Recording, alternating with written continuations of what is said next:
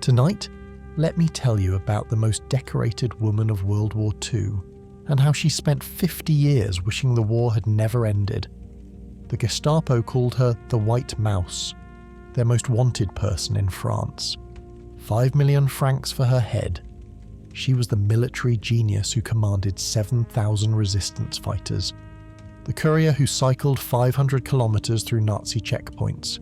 The saboteur who parachuted behind enemy lines and survived everything the Third Reich could throw at her. Then the war ended, and Nancy Wake discovered something worse than death: peacetime. She'd found absolute purpose in occupied France. Every choice mattered, every action had weight. She was exactly where she was supposed to be, doing exactly what she was meant to do. But when the fighting stopped, the world had no use for a woman who'd been perfected for war. The Germans couldn't catch her, but peace did the job slowly, with gin and regret, and the terrible burden of being built for something the world no longer required. If you appreciate history with the propaganda peeled off and the ugly truth exposed, consider subscribing. We publish stories exploring the shadows where history's uncomfortable truths hide. Now, take a slow, deep breath, settle into the darkness. Tonight, we follow the trail of the woman they couldn't catch. From socialite to saboteur, from party girl to most wanted, from hero to haunted. This is the story of Nancy Wake, who proved you can survive anything except surviving.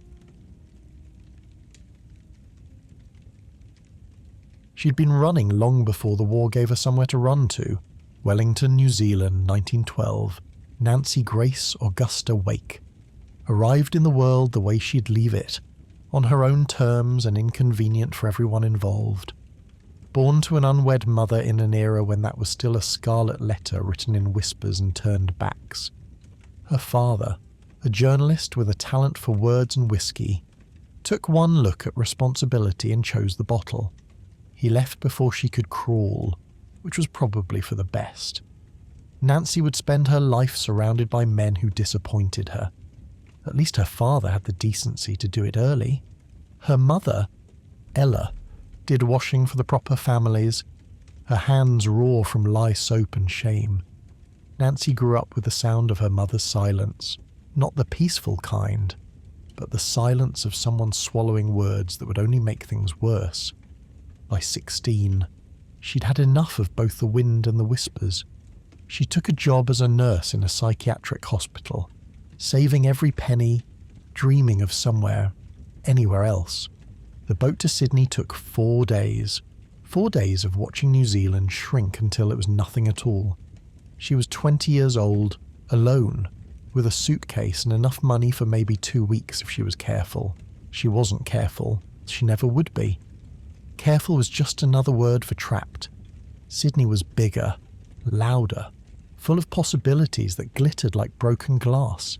She worked as a nurse again, sometimes as a secretary when she could fake the typing speed.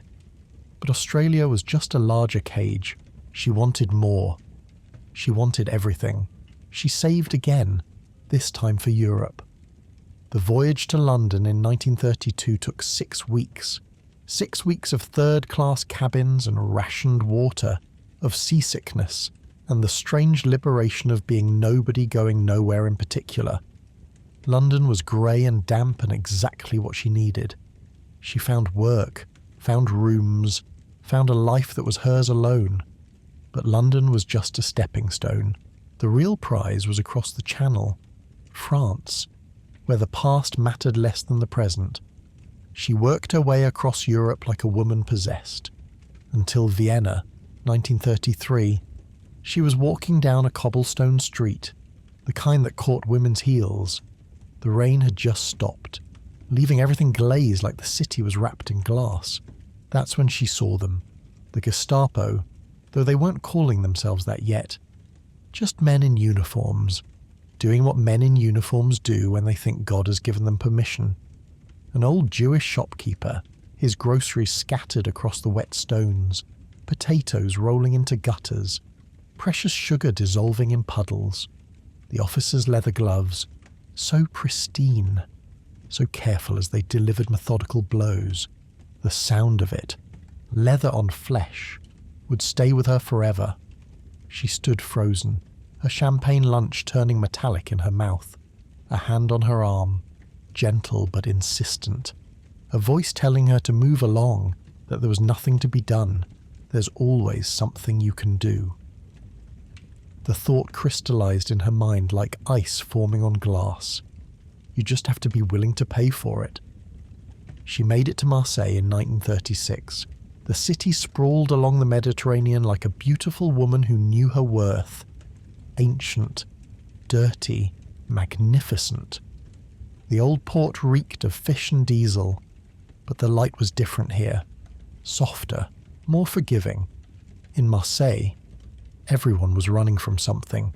The party was at one of those establishments where the chandeliers were real crystal and the laughter was fake diamond. She wore a dress she couldn't afford in a colour her mother would have called shameful. The champagne was cold, the music was American jazz, and Henry Fiocco was watching her from across the room.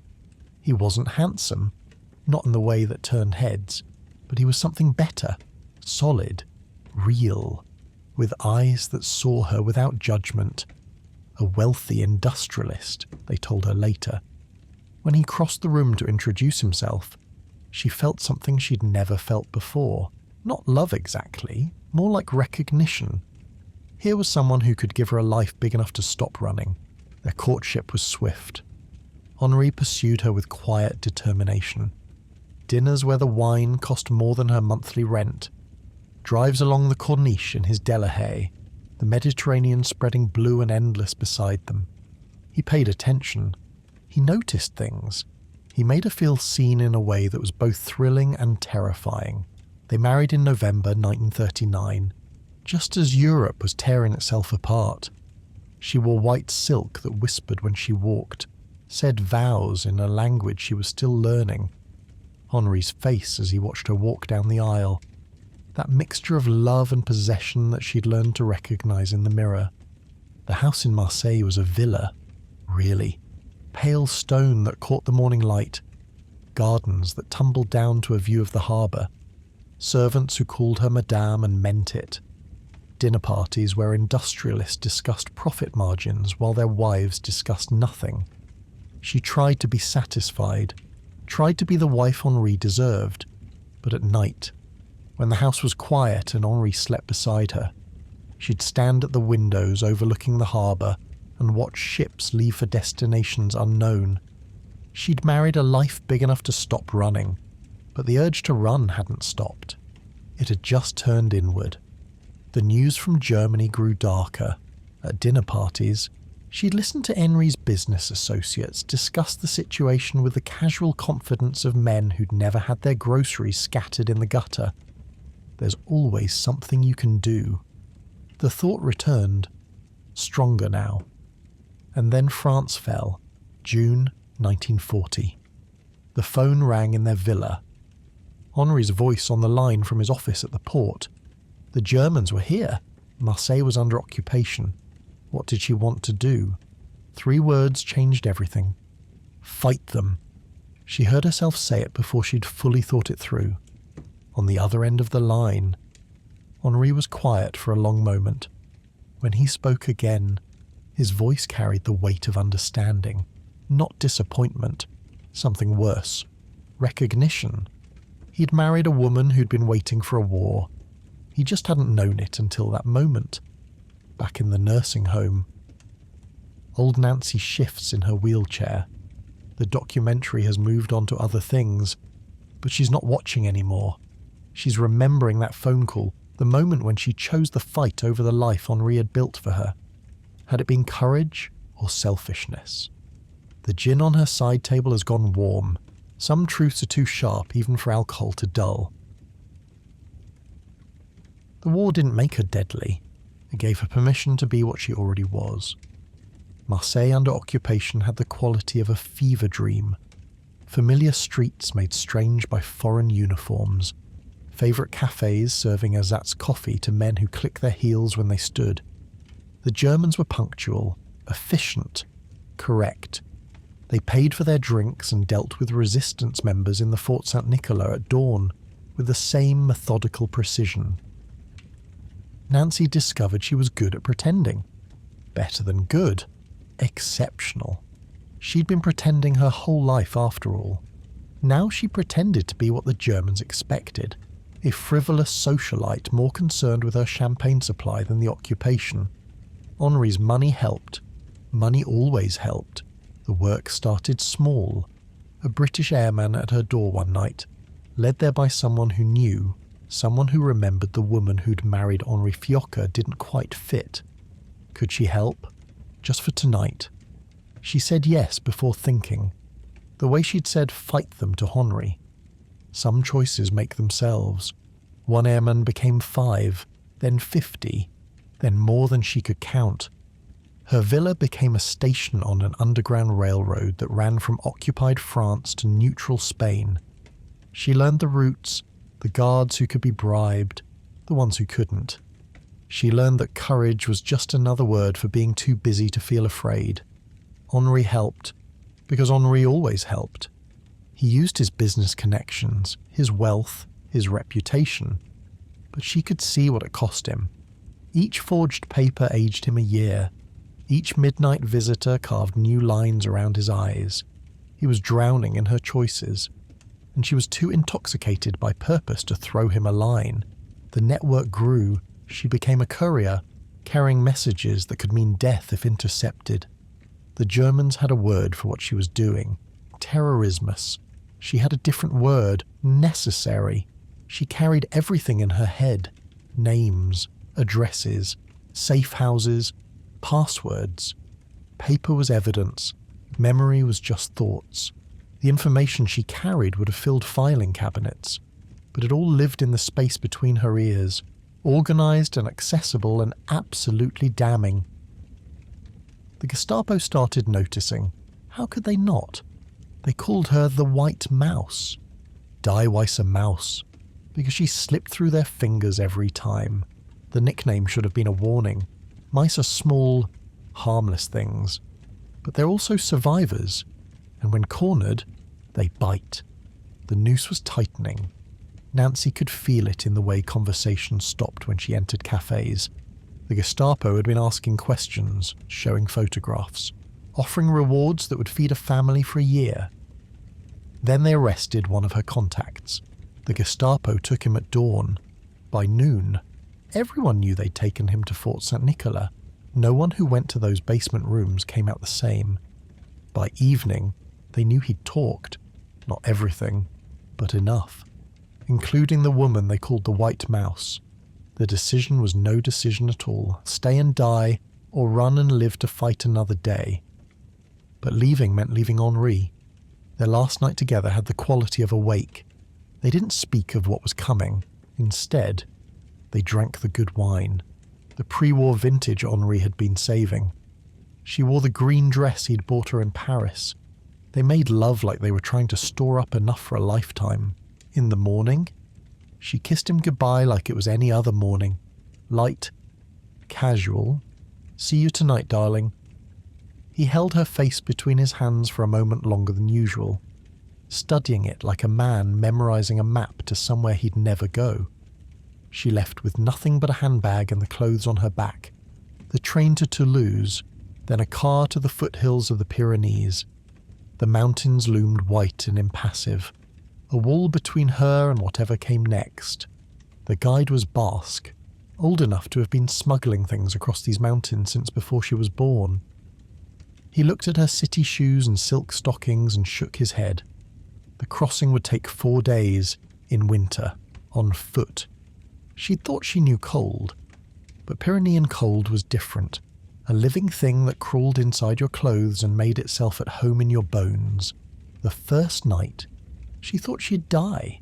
The second night, she hoped she would. By the third night, she was too numb to care.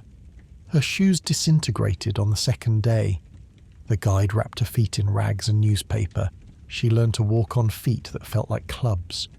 The silk stockings were a memory. So was feeling in her extremities. So was Henri, already fading like a photograph left in sunlight. They walked at night when they could, navigating by stars and the guide's inherited knowledge. During the day, they hid in shepherds' huts, sharing body heat and bread that tasted like sawdust and salvation. On the last night, they nearly died, a German patrol, closer than expected. The guide pushed her into a snowbank, hissing for silence. She lay there, snow filling her mouth and nose, listening to German voices discuss the cold. One soldier pissed not 3 feet from where she lay buried. The steam rose in the cold air, and she memorized the pattern it made against the stars. They made it to the Spanish side as dawn broke on the 4th day. Spain wasn't safe. Franco's police would intern her if caught, but it wasn't occupied France. The guide left her at a safe house with people whose faces she'd forget within a week. She made it to London via Gibraltar. England in 1943 was a grey country preparing for invasion or victory. She found herself in a Whitehall office being interviewed by men who'd never been cold enough to welcome death. They offered her safety, a nice flat, perhaps some translation work. She told them what they could do with their rest. The Special Operations Executive was always looking for people with her particular background. French-speaking, familiar with occupied territory, proven ability to handle pressure. She said yes before they finished talking. Of course she did. She'd been saying yes to danger her whole life. The training camp was in Scotland, a manor house requisitioned for teaching people elegant ways to kill. She learned things that would have horrified the Nancy who'd worn white silk to marry Henry. Close-quarters combat techniques, wire work, field demolitions, how to resist what the Gestapo calls interrogation, though the instructors admitted that was more about buying time than keeping secrets. Everyone talks eventually. She excelled at everything they taught her, top of her class in weapons, demolition, hand-to-hand combat. The instructors wrote that she showed unusual aptitude for violence. What they meant was she wasn't burdened by the hesitation that made others pause before pulling a trigger.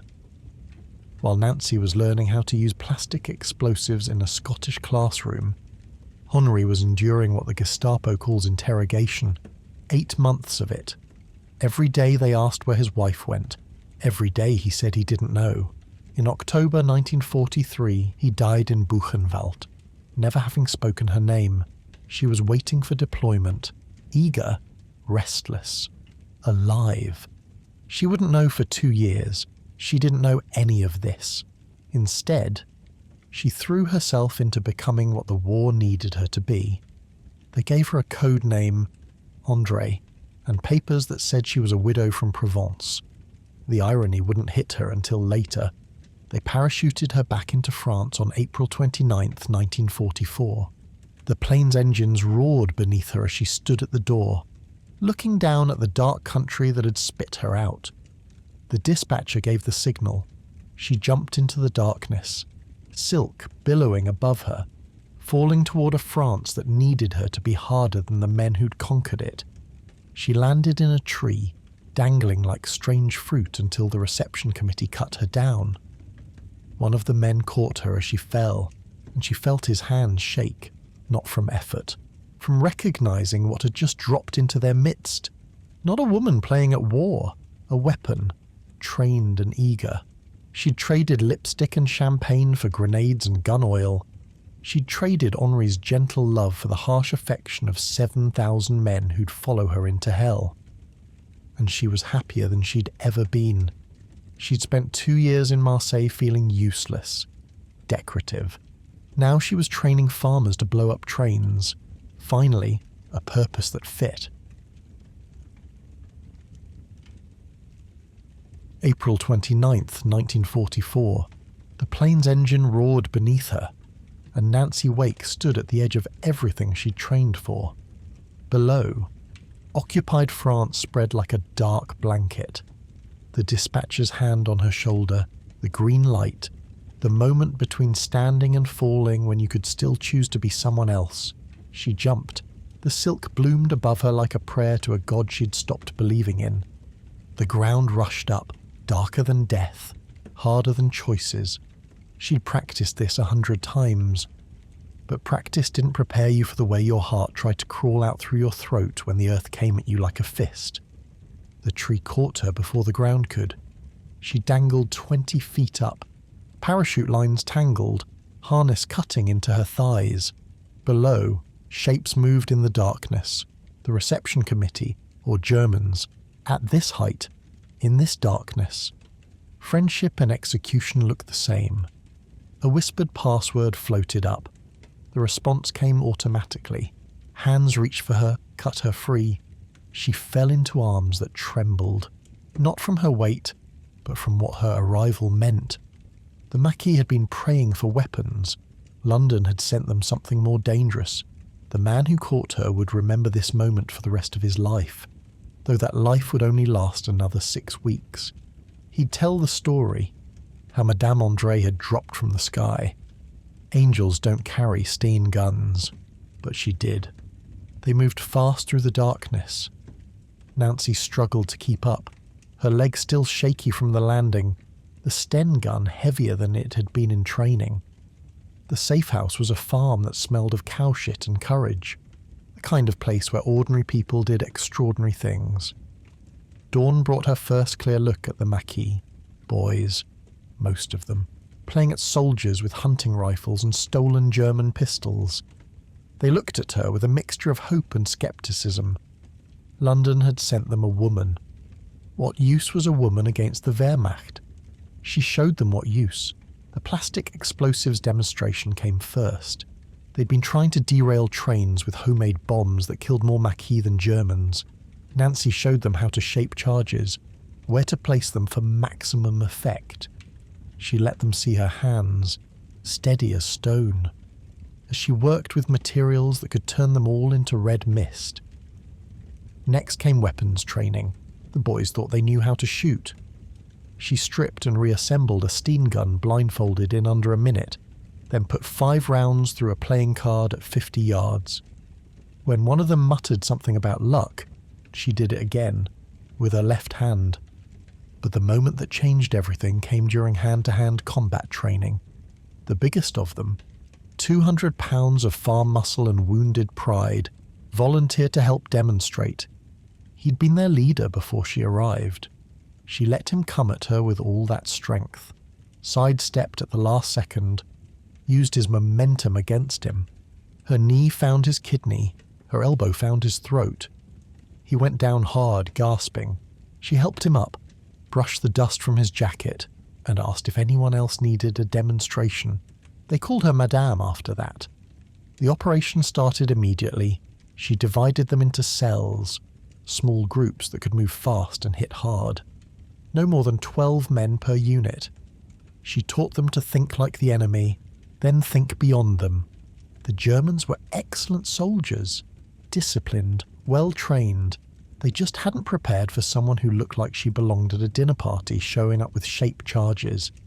The first major operation was a supply depot outside Clermont-Ferrand. Intelligence said light guards, mostly older Wehrmacht, easy target for blooding her troops. Intelligence was wrong. The light guards turned out to be a full SS unit on rest rotation. The depot became a killing field. Nancy heard the gunfire from her command post. The radio operator went pale as reports came in. Ambush, surrounded, heavy casualties. She gave the only order that mattered, hold. Then she gathered the reserves. 20 men deemed too young or too old for the main assault, handed out the last ammunition, checked her Steen gun with the calm that comes from accepting you're already dead. She came out of the tree line like something from German nightmares. The S had the Maquis pinned in crossfire, professional soldiers doing professional work. They hadn't planned for someone hitting them from behind. Certainly didn't expect that someone to be wearing lipstick. The first burst dropped 3 before they could turn. By the third burst, the Maquis realized the tide was turning and found their courage. Combat isn't choreographed. It's chaos and terror and the strange clarity of having no choices left. 7 Germans didn't make it out. Nancy made sure of it. Close enough to see their eyes. Young men wearing the wrong uniform in the wrong country at the wrong time. One of them tried to surrender, threw down his rifle, hands up. speaking rapid German that needed no translation. The moment stretched. They couldn't take prisoners. Nowhere to hold them, no way to guard them, no guarantee they wouldn't report back. The Germans hadn't granted quarter when they'd burned French villages for hiding Jews. The mathematics of survival are brutal. He went down. She kept moving. When it was over, she stood in the middle of the carnage and felt the thing she'd been searching for her whole life. Purpose. Absolute. Crystal clear purpose. Every action mattered. Every choice had weight. She was exactly where she was supposed to be, doing exactly what she was meant to do. They'd lost 12 men, saved 30. The depot burned behind them. German ammunition cooking off like deadly fireworks. She wrote the after-action report with gunpowder residue still on her hands. London wanted results. She was delivering. That night established the pattern. She led from the front. Always first into the fight, last to leave. The Germans learned to fear the woman who moved through their checkpoints like smoke. The Gestapo had put 5 million francs on her head. She kept slipping through their fingers. You'd think the master race would have learned to stop underestimating women who wore lipstick and carried grenades. Fatal oversight. London understood that even killers needed armour. When they dropped supplies, there was always Elizabeth Arden lipstick among the ammunition. She'd apply it before operations. That perfect red mouth, the last thing sentries saw. The Germans thought glamour and violence were incompatible. Nancy disagreed professionally. One German officer, dying, asked why she was wearing lipstick in combat. She told him a lady never goes out without her face on. He went down confused, which seemed appropriate for an army that couldn't figure out how a woman kept destroying their supply lines. The bicycle ride came in July, 500 kilometres to get new radio codes after the Germans had compromised the old ones. No cars, too easy to track, no trains, papers too risky. Just her and a bicycle older than some of her fighters. Her cover story was simple. She was visiting her sick aunt. The Germans liked simple stories. She had papers saying she was Marie Chouquet, secretary from Vichy. Boring name. Boring job. Boring journey. The checkpoints blurred together. Her legs were cramping after 100 kilometres. The pre-war Nancy would have stopped. The wartime Nancy pushed harder. Pain was just information. File it away and keep moving. At the third checkpoint, an SS sergeant with eyes like winter studied her papers, studied her face, studied the bicycle, asked where she was going, why, how long, her aunt's name, address, ailment. She gave answers she'd memorized, keeping her voice steady. He held her papers for 3 heartbeats, 4, 5. Her pulse stayed calm, that was her gift. She didn't feel fear, she felt alive. The danger was champagne bubbles in her blood. He handed back her papers, waved her through. She pedalled away, legs screaming, heart singing. This checkpoint, this dance with death, this was what she was made for. She reapplied her lipstick before the next checkpoint. Couldn't show up looking like she'd just ridden 200 kilometres through occupied France. Bad for morale, hers specifically. By the time she delivered the codes, she couldn't sit properly for a week, but the codes got through. The network stayed secure. More Germans fell because Nancy Wake had legs like iron and a pain tolerance trained in Scottish winters. 500 kilometres. The Gestapo couldn't catch her in 3 years. Turns out they also couldn't catch her on a bicycle. Competence is a beautiful thing. The operations escalated through summer 1944. D-Day had opened the second front. Her Maquis were the anvil against which the Allied hammer would strike. She commanded from forest camps, from ditches beside roads where German convoys learned that French roads could bite back. They called it the épuration sauvage, the wild purge. She watched collaborators dragged into town squares, their daughters' heads shaved for sleeping with Germans. The young woman, barely 18, knelt in the square, scalp bleeding, crowd jeering. Nancy could have stopped it. Had the authority? She didn't. Some lines had already been crossed by the occupiers. The Germans had shot French girls for less than sleeping with the enemy, for hiding Jews, for carrying messages, for being in the wrong place when the SS needed to make examples. The scales had their own logic in wartime. August 1944. She was planning an ambush when the radio man found her, face white under dirt. Urgent message from London. The message was brief. Henri Fiocca, executed by the Gestapo. October 1943. She read it twice, waiting to feel something break. Nothing broke. She'd replaced all her breakable parts with necessity and purpose. Henri was dead. Had been dead while she was laughing in Scotland. Dead while she was learning to be what France needed. The radio man waited for tears.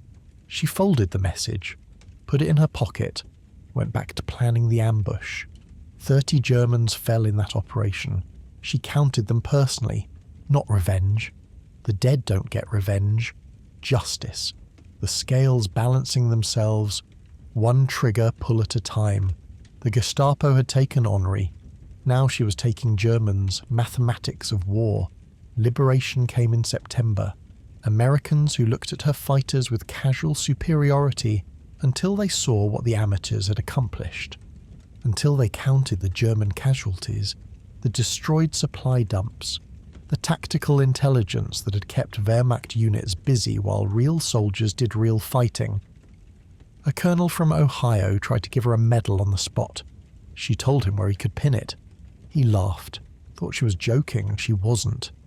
Medals were for people who'd been doing their jobs. She'd been doing what she was born to do. The Maquis disbanded slowly. Boys who'd learned to be dangerous would have to learn to be safe again. They hugged her goodbye. These fighters she'd trained, each embrace heavy with the future, they'd go back to farms and factories, carrying what she'd taught them, how to strip a Sten gun, how to blow a bridge, how to move through darkness with purpose, back in the nursing home. Nancy's hand twitches. The documentary has reached Liberation, talking about celebration and freedom. But Nancy remembers the real feeling of September 1944. Not joy, not relief. Something else. The sudden absence of purpose. Like a puppet with its strings cut. Like a race car hitting a wall. She'd been magnificent at war. Everyone said so. The Germans, the Allies, even the French who'd initially doubted. She'd found the thing she was built for. Now they were taking it away. May 8th, 1945. VE Day. The champagne tasted like ashes in her mouth. All across Europe. People were dancing in the streets. In London, strangers kissed strangers. In Paris. The bells of Notre Dame rang until their ropes frayed. In the small hotel in Paris where Nancy Wake sat, the celebration felt like a wake for something that couldn't be mourned in public. She'd arrived that morning, still in uniform, still carrying the Sten gun she couldn't quite convince herself to put down. The hotel manager had taken one look at her, the 1,000-yard stare, the way her hand never strayed far from her weapon, and given her the best room without asking for payment. "Heroes drink free," he'd said. The mirror in the bathroom showed a stranger, 33 years old, but her eyes belonged to someone ancient. The softness Henri had loved was gone, replaced by angles sharp enough to cut. She'd lost weight living on resistance rations and adrenaline, found skills she'd never wanted, traded her soul for a victory that tasted like defeat. She drank the champagne anyway, glass after glass, waiting for the bubbles to work their magic. They didn't. The knock came near midnight. One of her Maquis stood in the hallway looking lost, still in the clothes he'd worn for Liberation, still carrying the pistol she'd taught him to use. They drank together in silence, two weapons with no one left to point them at. When he finally left, near dawn, she saw the question in his eyes. What now? She tried to go home, took a train to Marseille, watching the French countryside roll by, scarred but healing. The closer she got to the city, the heavier her chest became. By the time she reached the station, she could barely breathe. The villa was still there. Henri's villa, their villa, now just a house full of ghosts. The garden had gone wild, roses climbing where they shouldn't. She stood at the gate for an hour, key in hand, unable to open it. A neighbour recognised her. "Madame Fiocca, we thought you were dead. Such a tragedy about your husband." "A hero," they said. "No," she wanted to scream. The Gestapo killed Henri. She'd just given them the opportunity. The Germans were very good at taking opportunities to kill people. She'd gotten very good at returning the favour. She never went inside, sold the villa through lawyers. The money going to war orphans, as if charity could balance scales that had never been uneven. The Germans had taken, she had taken back. Simple mathematics that only stopped making sense when the war did. London called her back, medals to receive. She went because she had nowhere else to go. The medals came in a ceremony she barely remembered. Georges Medal, Croix de Guerre, Médaille de la Résistance. They pinned them on her uniform while photographers captured her empty smile. A hero, they called her. She wanted to tell them she wasn't a hero. She was a specialist, a technician, someone very good at a very specific job that was no longer required. You might as well give medals to a surgeon for knowing how to cut, or a pilot for knowing how to fly. She'd simply been competent at necessary work. The tragedy was that the work was no longer necessary. The drinking started properly in London. Not social champagne, but serious drinking, gin mostly. It blurred the edges, made the sudden absence of purpose bearable. The other SOE survivors drank too. They'd all been magnificent at war. None of them knew how to be ordinary. She met John Forward at a pub in Belgravia. Another ghost. This one wearing RAF blue. He'd flown missions over France, dropping supplies to resistance groups, maybe even to her maquis. He was kind, patient, the sort of man who'd never had to strip away pieces of himself to fit the shape war demanded. They married in 1957, 12 years after the war ended. 12 years of her trying to find something dangerous enough to matter. She'd worked for intelligence services, but Cold War paperwork couldn't match hot war adrenaline. She'd travelled to Kenya during the Mau Mau uprising, to Indochina as the French Empire bled out. Always toward the danger, always seeking that champagne bubble feeling of purpose. John tried to understand, tried to give her the stability she claimed to want but couldn't stand having.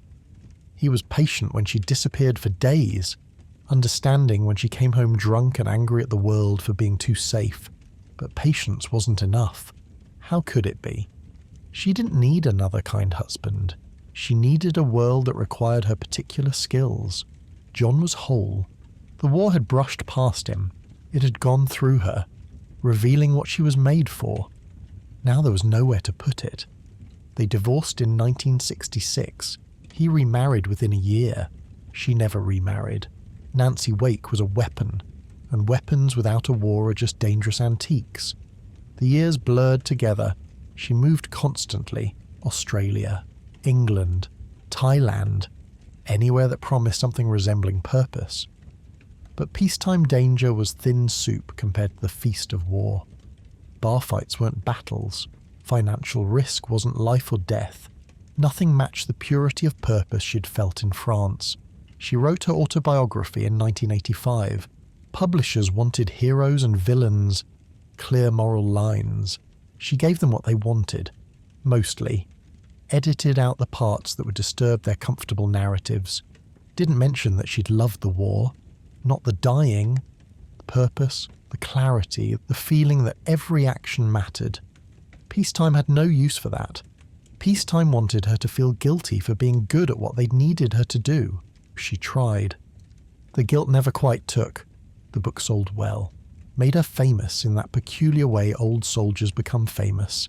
She did interviews, attended ceremonies, played the grateful veteran. All performance, every story she told was another attempt to feel that high of absolute importance, absolute danger, absolute aliveness. But here's what the interviewers never understood. She wasn't nostalgic for violence. She was grieving the loss of purpose. The world had needed her absolutely for 5 years. Then it had discarded her like a tool that had outlived its function. That was the real wound that wouldn't heal. France finally gave her the Legion of Honor in 2004, 60 years late. The ceremony was in Canberra. She couldn't afford the trip to France. She stood there, 89 years old, letting them pin another medal on a chest already heavy with metal memories. The French ambassador made a speech about courage and sacrifice. She wanted to tell him the truth. France hadn't sacrificed for her. She'd sacrificed for France, given it her youth, her skills, her absolute dedication. And France had taken it all, used it up, then forgotten about her for 60 years until someone noticed she was still alive and thought a medal might make a nice story. After the ceremony, a young journalist asked what she was most proud of. She gave the expected answer. But inside, the true answer burned. I was magnificent when it mattered. I was necessary. I was exactly what they built me to be, and then they threw me away. The money ran out. Heroes still needed to eat. She sold her medals, the real ones, though she claimed they were copies, moved into smaller flats. Australia offered her a pension eventually. She took it without gratitude. It was wages, not charity. Payment for a job they desperately needed done when the doing was dangerous. The nursing home came in 2009. Not her choice. But her body betrayed her the way peacetime had. They put her in the Royal Star and Garter home. For heroes, they said. She'd sit in the common room, watching the other residents. Proper veterans who'd done their bit and gone home to normal lives. Who put down their weapons when the war ended. They'd figured out the trick of switching from warrior to civilian. The one lesson she'd never learned. Because here was the truth nobody wanted to admit. Some people are weapons, not by choice, but by nature. And when you take a weapon and train it to perfection, when you hone it to a razor's edge and set it loose on the enemy, you can't just expect it to transform into a butter knife when the fighting stops. She'd been magnificent at war. Peacetime's failure to find any use for that magnificence, that was the real tragedy. Not that she'd killed, but that they'd trained her to kill and then acted surprised when she didn't know how to stop being what they'd made her. Back in her room, the documentary ending, Nancy watches her younger self claim no regrets. The old Nancy knows better. She doesn't regret the war. She regrets that it ended, regrets that the world only needed her for 5 years, regrets that peacetime had no vocabulary for what she'd become. The documentary ends tomorrow. They'll find her. But tonight, she's still here, still a weapon without a war, still magnificent and useless in equal measure. The champagne bubbles are gone, the danger is past. And Nancy Wake, who'd been exactly what the world needed when it needed it, sits forgotten in a nursing home, discarded like an old rifle nobody needs anymore.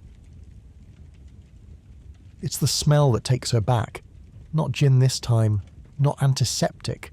Cordite, explosive residue. Impossible. There are no explosives in the Royal Star and Garter nursing home, but the mind plays tricks when it's shutting down. And Nancy Wake's mind has more tricks than most. She's 28 again, learning to blow things up in Scotland. She's 32, falling through French darkness with silk wings. She's 33, standing over the German sentry, steady and sure and absolutely certain this was what she was meant to do. Number, she's 98, dying in North London, and the cordite smell is just neurons misfiring. The body's last resistance action. Even her cells are fighters to the end. A nurse checks on her. Kind girl. Polish, maybe, with the soft accent of elsewhere. Takes her pulse. Adjusts something on a machine. Doesn't notice that Nancy's eyes are seeing another country. Another time. Another version of herself who knew exactly who she was and what she was for. The girl leaves. Nancy's alone again. Always alone. Even in a room full of people. That's what happens when you're built for something the world only needs occasionally.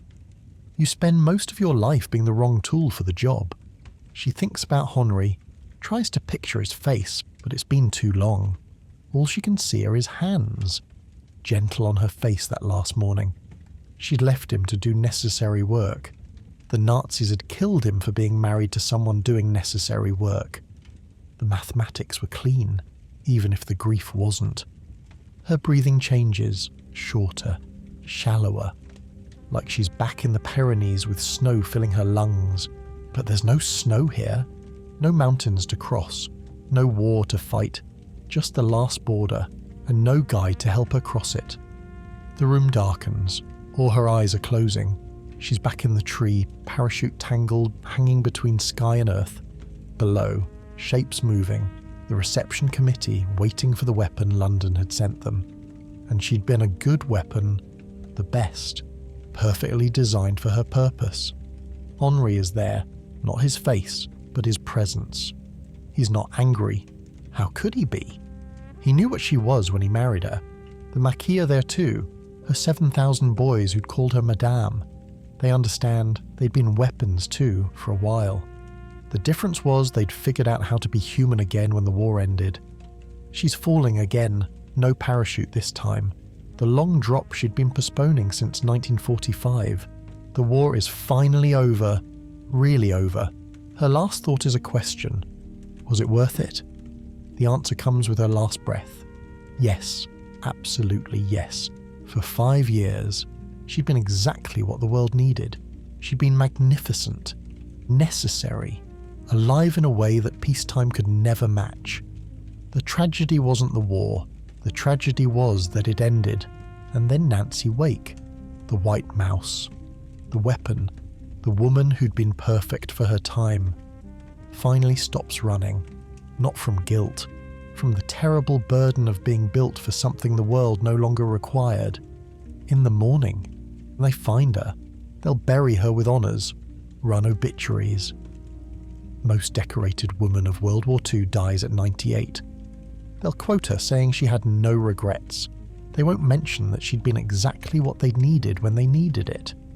Won't admit that they'd trained her to perfection and then abandoned her when the job was done. Won't acknowledge that some people are weapons, and weapons without wars are just tragedies waiting to happen. They'll make her safe for history, clean, simple. But we know better. We've seen her choose the fight because she was born for it. Watched her excel at necessary work. Seen her spend 50 years being punished by a peacetime that had no use for her gifts. Nancy Wake, the woman who was magnificent at war, who survived the unsurvivable, who proved that the real tragedy isn't being a weapon. It's being a weapon in a world that's temporarily out of wars. The white mouse has finally gone to ground, her war is over, and somewhere, in whatever comes after, Nancy Wake is doing what she did best, moving through darkness with purpose, forever young, forever dangerous, forever necessary. Some would call it tragedy, but tragedy implies she could have been something else. She couldn't. She was Nancy Wake. She was the white mouse. She was exactly what she was meant to be. The world just stopped needing it in 1945.